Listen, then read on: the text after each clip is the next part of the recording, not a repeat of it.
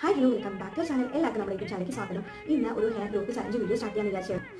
നിങ്ങൾ ചെയ്താൽ എന്തായാലും ഡെഫിനറ്റ് ആയിട്ട് നിങ്ങൾക്ക് നന്നായിട്ട് നല്ല ഒരു റിസൾട്ട് കിട്ടുന്നുള്ളത് ഞാൻ നിങ്ങൾക്ക് ഈ ചലഞ്ച് കഴിയുമ്പോൾ എന്തായാലും മുടി നീളം വയ്ക്കും. പിന്നെ മുടിയുടെ ഹെയറിൻ്റെ നല്ലൊരു ടെക്സ്ചർ ഉണ്ടാക്കാനും നന്നായിട്ട് മുടി തിക്കായിട്ട് വരാനും എല്ലാം ഹെൽപ്പാകും കേട്ടോ.